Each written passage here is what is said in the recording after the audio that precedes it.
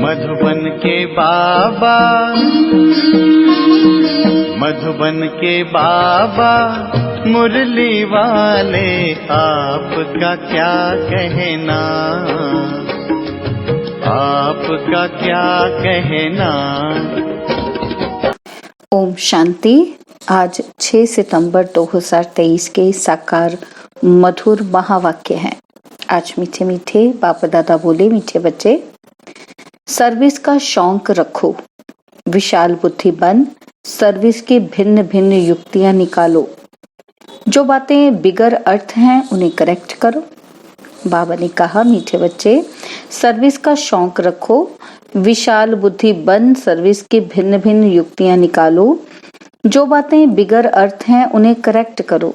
बाबा ने आज एक प्रश्न पूछा कि आत्मा जो अजामिल जैसी गंदी बन गई है, उसको साफ करने का साधन क्या है।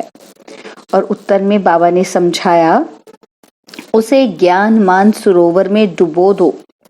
अगर ज्ञान सागर में डूबे रहें तो आत्मा की मैल साफ हो जाएगी। और बाबा ने एक और प्रश्न पूछा कि ब्राह्मणों के लिए सबसे बड़ा पाप कौन सा है। और उत्तर में बाबा समझाते कि ब्राह्मण अगर बाप की आज्ञा ना माने तो ये बहुत बड़ा पाप है। बाप की पहली आज्ञा है कि तुम मुझे निरंतर याद करो, लेकिन बच्चे इसमें ही फेल हो जाते हैं और फिर माया कोई ना कोई विकर्म करा देती है। मुरली का गीत है, छोड़ भी दे आकाश सिंहासन। ओम शांति। बच्चों की बुद्धि में क्या आता है? कौन आया है? बाप, टीचर, सतगुरु। माता पिता अक्षर तो जरूर चाहिए। माता पिता अक्षर भारत में प्रचलित है। तुम माता पिता और पीछे तुम कह सकते हो बाप दादा। वैसे तो माता पिता में बाप दादा आ जाता है, परंतु नहीं, यह समझाने का तरीका है, क्योंकि बाप है, माँ भी जरूर चाहिए। तो अब माता पहले कौन है? ये है गुह्यते गुह्य बात जो कोई समझ ही ना सके। क्या प्रजापिता ब्रह्मा होने से भी माता चाहिए? तो प्रजापिता ब्रह्मा के साथ कोई प्रजापत्नी भी चाहिए? नहीं, प्रजापत्नी नहीं चाहिए, क्योंकि यह मुख्य वंशावली है, इसलिए ब्रह्मा की पत्नी कोई हो ही नहीं सकती। यह बहुत गुह्य और गंभीर बातें हैं। इसे समझने और धारण करने के लिए बुद्धि चाहिए। यह एक ही बाप है जो बच्चों के सम्मुख आते हैं। तुम तो समझते हो माता पिता बाप दादा सम्मुख आया है। बच्चे बाहर में सर्विस करते हैं, सेंटर्स पर जो रहते हैं वह यह नहीं समझेंगे कि माता पिता बाप दादा सम्मुख आए हैं। वह समझेंगे फलानी बीके व ब्रह्मा कुमारी आई है, यह मम्मा अडॉप्ट की हुई है, सबसे लकी सितारा जगत अम्बा है, यह संभालने के लिए मुख्य है, इसलिए इन पर कलश रहता है। और यह ब्रह्मा तो हो गई ब्रह्मपुत्रा मेल के रूप में, तो सरस्वती जरूर चाहिए। सरस्वती को ही जगत अम्बा कहा जाए, इस मेल को तो जगदम्बा नहीं कहेंगे। यह बड़ा अच्छा राज है जो कोई भी गीता भागवत में नहीं है। शास्त्रों में कहानियां बैठ लिखी हैं। 5000 वर्ष पहले व 2500 वर्ष पहले क्या हुआ था सो बैठ लिखते हैं। वह नाम रूप देश काल तो कुछ है ही नहीं। नाटक भी अनेक प्रकार के बनाते हैं। यह बाप बैठ सम्मुख अच्छी रीति समझाते हैं कि बच्चे हर एक बात को पूरा समझ जाएं। इन गीतों में भी कई बिगर अर्थ अक्षर हैं। अब आकाश तत्व तो यह है, इसमें तो हम बैठे हैं। जिस पारलौकिक बाप को सब याद करते हैं वह कोई आकाश तत्व से आते नहीं हैं। अगर श्री कृष्ण की आत्मा कहें वह तो यहाँ ही है। अब मुख्य मुख्य आत्माएं धर्म स्थापक आदि यहाँ ही हैं। श्री कृष्ण की आत्मा भी 84 में जन्म में यहाँ ही है। उनकी आत्मा को तो बुला ना सके। यह परमपिता परमात्मा को बुलाया जाता है कि आओ, अपना महतत्व निर्वाण धाम छोड़कर वहां से आओ।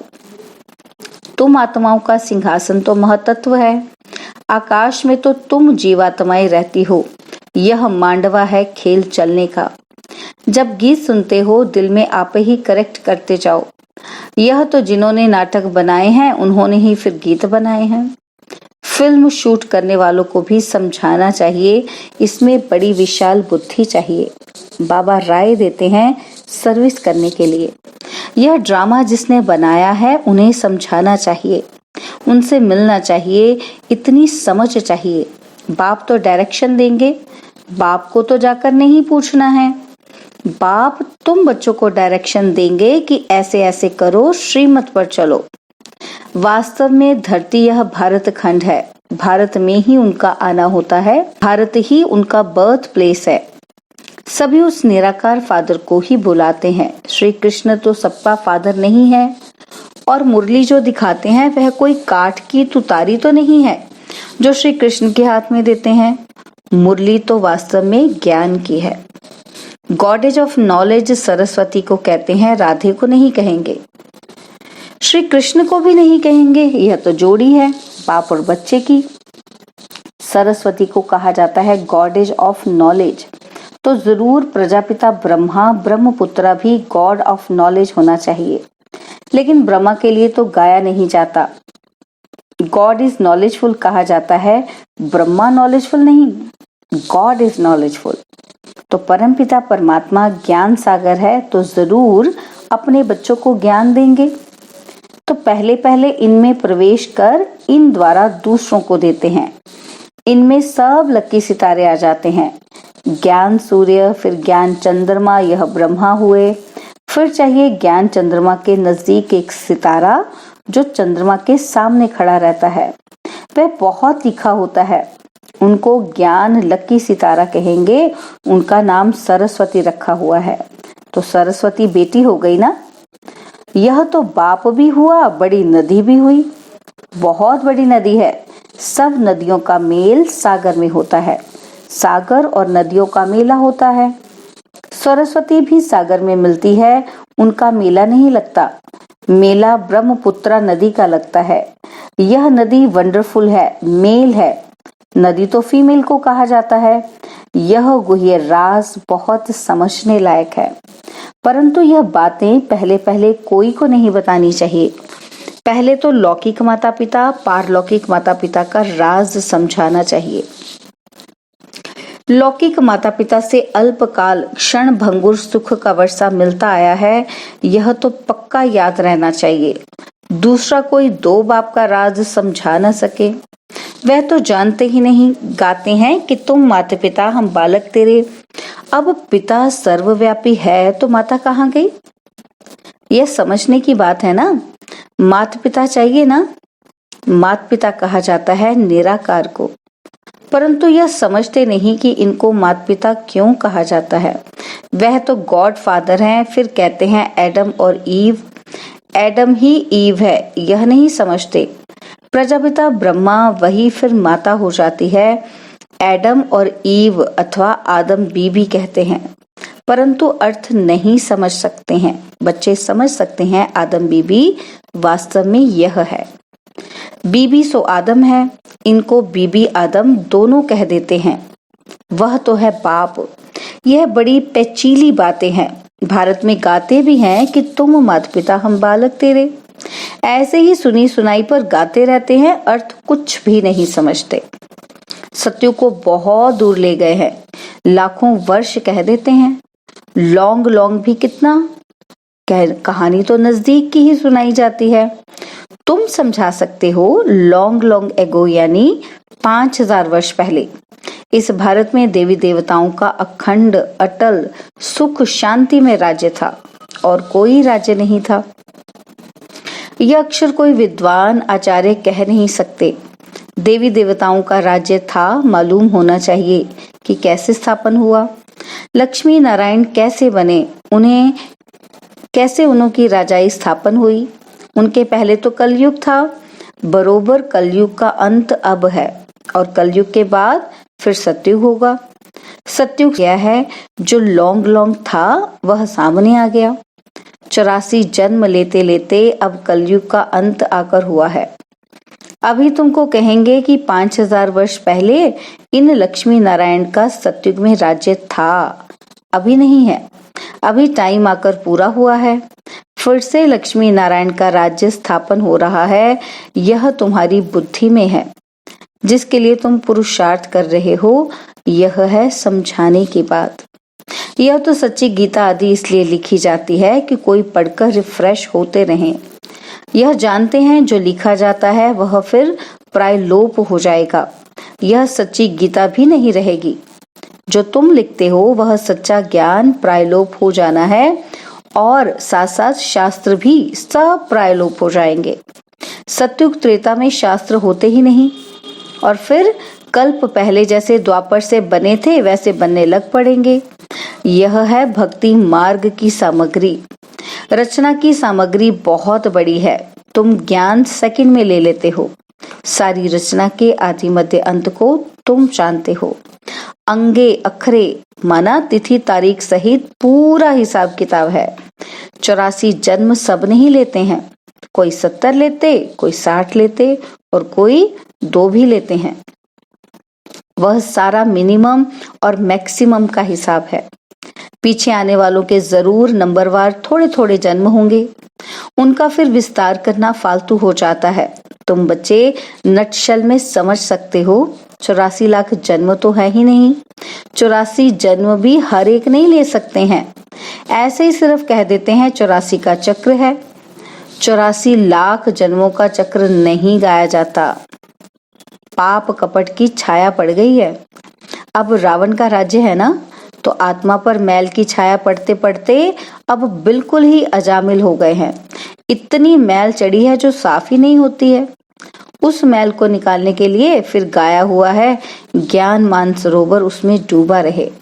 जैसे जंक लगती है तो उसको उतारने के लिए घासलेट में डाला जाता है, तो यह भी जंक लगी है, इसलिए ज्ञान सागर में डूबे रहो। कोई पानी की नदी व सागर की बात नहीं है। ज्ञान सागर जो ज्ञान देते हैं उस नॉलेज में तत्पर रहना है। ग्रस्त व्यवहार को भी संभालना है, उसमें कोई मत चाहिए तो लेते रहो। हर एक का कर्म बंधन अपना अपना है, सर्जन सबके लिए एक ही दवा नहीं देते हैं। हर एक का कर्म बंधन, हर एक की बीमारी अपनी अपनी है। यह 5 विकारों की बीमारी महाभारी है। इस बीमारी को कोई जानते ही नहीं है। यह कब से शुरू होती है? आत्मा को बीमारी लगने से शरीर को भी बीमारी लग जाती है। आत्मा में दुख पड़ता है तो शरीर में भी पड़ जाता है। यह बातें शास्त्रों में नहीं है, वह तो भक्ति मार्ग का भक्ति कांड है। भक्ति का भी बाबा ने बताया है कि पहले होती है अव्यभिचारी भक्ति, फिर रजोगुणी व्यभिचारी भक्ति, फिर व्यभिचारी तमोगुणी भक्ति। जैसी जैसी भक्तों की अवस्था वैसी वैसी भक्ति भी होती जाती है। ज्ञान भी ऐसे उतरता है, पहले 16 कला, फिर 14 कला, फिर 12 कला। प्रालब्ध जो बनती है वह फिर उतरती जाती है। तुम बच्चे जानते हो कि यह कमाई है, कमाई में विघ्न पड़ते हैं, दशाएं बदलती हैं। पूछते हैं कि हमारे ऊपर कौन सी दशा बैठी हुई है, फिर वह लोग बतलाते हैं कि इस सच्ची कमाई में भी बच्चों पर दशाएं बैठती हैं। कोई पर राहु की दशा बैठती है, मुंह काला कर लेते हैं। बृहस्पति की दशा थी, फिर माया ने थप्पड़ लगाया तो राहु की दशा बैठ गई। काम में गिरा और फट से राहु का ग्रहण लगा, ताला बंद हो जाता है। यह है गुप्त कड़ी सजा। वह फिर कभी कह नहीं सकेंगे कि भगवान उवाच काम महाशत्रु है। सन्यासी भी काम महाशत्रु के कारण ही स्त्री को छोड़ चले जाते हैं। यह भी निवृत्ति मार्ग की पवित्रता भारतवासियों के लिए अच्छी है। भारतवासी ही पवित्र से अपवित्र बनते हैं तो उनको थमाने के लिए यह सन्यासी हैं। मरम्मत के लिए यह पवित्रता है। पवित्रता की ताकत से ही सृष्टि इतना चलती है। अभी तो वे भी पतित बन पड़े हैं, तुम्हें उनकी भी सर्विस करनी है। सर्विस का तुम बच्चों को बहुत बहुत शौक रहना चाहिए। बेकायदे कोई भी चलन नहीं चलनी है। भल पुरुषार्थी हो, संपूर्ण तो कोई नहीं बना है। कुछ ना कुछ पाप होते रहते हैं। बाप की आज्ञा न माना यह भी बड़ा पाप है। पाप का फरमान है निरंतर मुझे याद करो। जानता हूं कि कर नहीं सकेंगे, परंतु तुम पूरा पुरुषार्थ ही नहीं करते हो। जो करेंगे वह अच्छा पद पाएंगे। अच्छा, मीठे मीठे सिकिलदे बच्चों प्रति माता पिता बाप दादा का याद प्यार और गुड मॉर्निंग। रूहानी बाप की रूहानी बच्चों को नमस्ते। हम रूहानी बच्चों की रूहानी बाप दादाजी को दिलवा जान सिकवा प्रेम से नमस्ते। ओम शांति। प्यारे बाबा, मीठे बाबा, मेरे बाबा, शुक्रिया बाबा, शुक्रिया बाबा, शुक्रिया। धारणा के लिए मुख्य सार है। पहला पॉइंट है 5 विकारों की बीमारी से मुक्त होने के लिए सर्जन की राय लेते रहना है। आत्मा पर कोई बीमारी न लगे, इसकी संभाल करनी है। और सेकंड पॉइंट है सच्ची कमाई करनी और करानी है, कोई भी बेकायदे चलन नहीं चलनी है। राहु की दशा कभी ना बैठे, इसके लिए बाप के फरमान पर सदा चलना है। बाबा ने आज वरदान दिया, याद और सेवा द्वारा सब चक्रों को समाप्त कर क्षमा पर फिदा होने वाले सच्चे परवाने भव। याद और सेवा द्वारा सब चक्रों को समाप्त कर क्षमा पर फिदा होने वाले सच्चे परवाने भव। जो बच्चे याद और सेवा में सदा बिजी रहते हैं वे सभी चक्रों से सहज ही मुक्त हो जाते हैं। कोई भी चक्र रहा हुआ होगा तो चक्र ही लगाते रहेंगे, कभी संबंधों का चक्र, कभी अपने स्वभाव संस्कार का चक्कर। ऐसे व्यर्थ के सभी चक्कर समाप्त तब होंगे जब बुद्धि में सिवाय क्षमा के और कुछ भी ना हो। क्षमा पर फिदा होने वाले क्षमा के समान बन जाते हैं। ऐसे फिदा होने वाले अर्थात समा जाने वाले ही सच्चे परवाने हैं। स्लोगन, जो सच्चे पारस बने हैं उनके संग में लोहे सदृश आत्माएं भी सोना बन जाती हैं।